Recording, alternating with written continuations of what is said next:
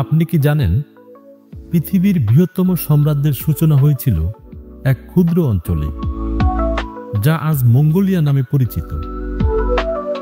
ইতিহাসে চেঙ্গিস খানের জন্মভূমি মঙ্গোলিয়া শুধুমাত্র যুদ্ধ জয়ের গল্প নয়, এটি প্রকৃতির বৈচিত্র্য, সাংস্কৃতিক ঐতিহ্য এবং অদ্ভুত সৌন্দর্যের এক অবিচ্ছেদ্য অংশ। এই দেশটি কি শুধু তার গভীর মরুভূমি এবং তীব্র ঠান্ডার জন্য বিখ্যাত, না এর গর্বিত ইতিহাস এবং সংস্কৃতি বিশ্বের মঞ্চে অনন্য? তথ্য প্রবাহের আজকের ভিডিওতে আমরা জানব মঙ্গোলিয়ার ভৌগোলিক বৈশিষ্ট্য, যা এটিকে এশিয়ার অন্যতম গুরুত্বপূর্ণ দেশ হিসেবে প্রতিষ্ঠিত করেছে। আরও জানব কিভাবে একটি স্থলবেষ্টিত দেশ তার প্রাকৃতিক বৈশিষ্ট্যের মাধ্যমে পর্যটকদের মুগ্ধ করছে এবং কিভাবে এর প্রাচীন ঐতিহ্য আজকের আধুনিক বিশ্ব সমান প্রাসঙ্গিক।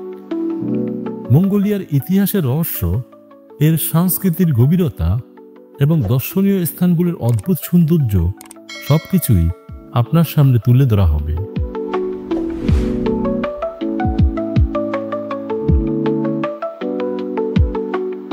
মঙ্গোলিয়া পূর্ব এশিয়ার একটি স্থলবেষ্টিত দেশ।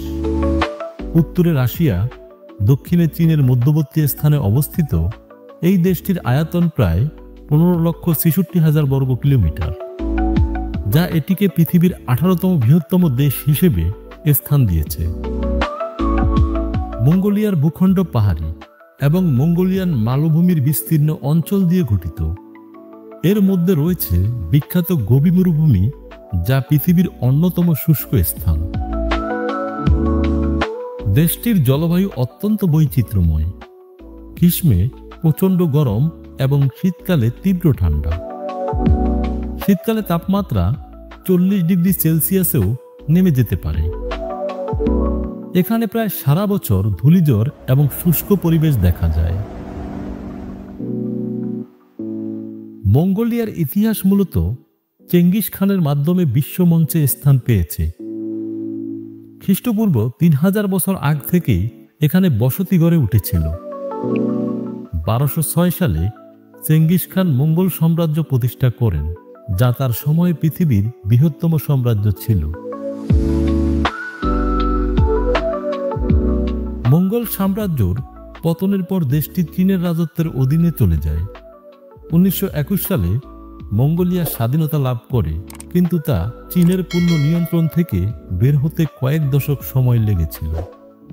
1990 সালে গণতন্ত্রের পথে এগিয়ে যাওয়ার পর থেকে মঙ্গোলিয়া তার নিজস্ব সক্রিয়তা বজায় রেখেছে। মঙ্গোলিয়ার সংস্কৃতি প্রাচীন তুর্কি এবং মঙ্গোলিয়ান ঐতিহ্য দ্বারা প্রভাবিত। এটি চেঙ্গিস খানের সময়ে জীবনযাত্রার উপর ভিত্তি করে গড়ে উঠেছে। এখানকার লোকেরা এখনও ঐতিহ্যবাহী ইউট নামে পরিচিত তাঁবুতে বসবাস করে। নাডাম উৎসব হল মঙ্গোলিয়ার সবচেয়ে বড় সাংস্কৃতিক উৎসব, যেখানে তীরন্দাজি, ঘোড়দৌড় এবং কুস্তি প্রতিযোগিতা অনুষ্ঠিত হয়।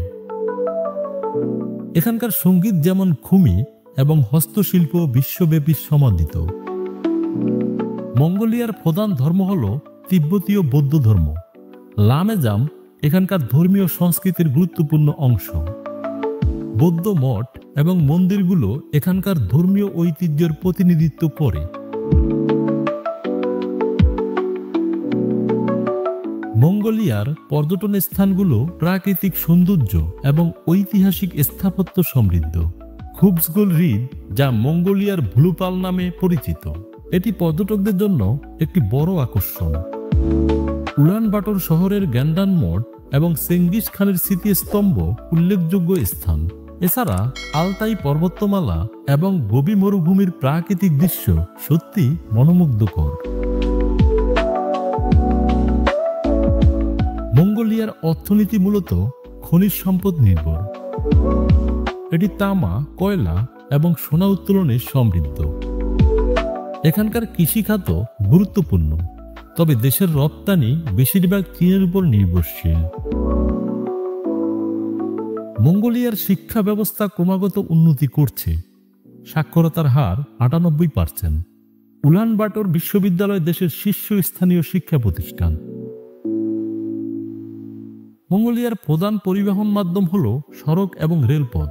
ট্রান্স মঙ্গোলিয়ান রেলপথ রাশিয়া এবং চীনের সঙ্গে সংযোগ স্থাপন করেছে, তবে দেশের অভ্যন্তরীণ সড়ক যোগাযোগ ব্যবস্থা এখনও উন্নত নয়।